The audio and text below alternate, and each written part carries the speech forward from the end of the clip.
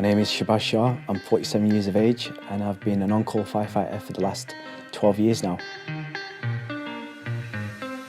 A lot of my time is spent with my family. I have 4 children, from 18 all the way down to 6. That's what I'll have time for these days. It's a full-time job. I used to work for Jaguar as a launch engineer.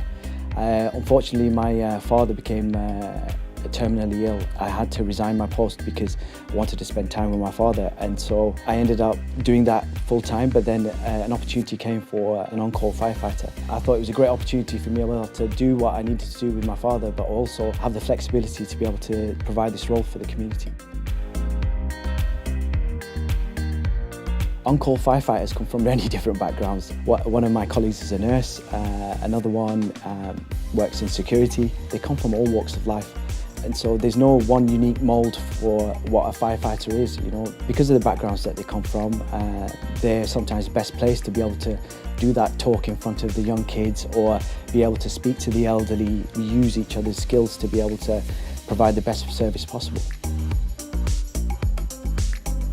I think initially it was with surprise. There aren't that many on-call Asian firefighters. For them it was like, oh, it's great, you know, we've got a member of our community that's actually an on-call firefighter. Hearing that familiar voice in Urdu and Punjabi, you know, it's really helped in a lot of incidents where people are stressed or in that highly stressful state, but also to be able to engage with hard-to-reach members of our community that don't have English as a first language.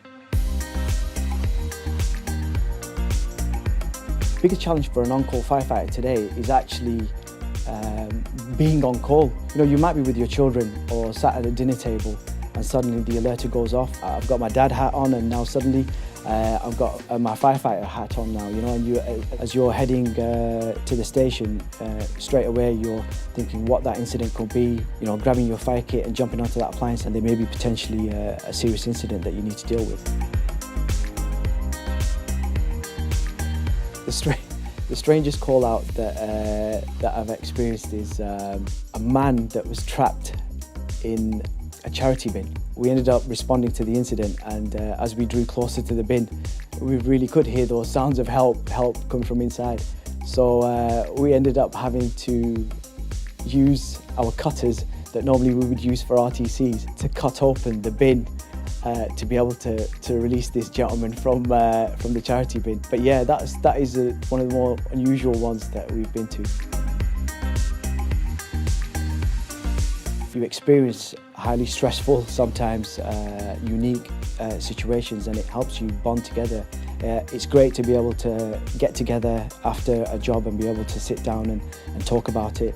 Because of that, you develop those friendships and it extends into your social life. So that camaraderie is very, very difficult to find in other jobs, I would say. It's most definitely worth it. It's a unique job where you get to really do some good for your community. It's always been worth it, and I recommend it to anyone.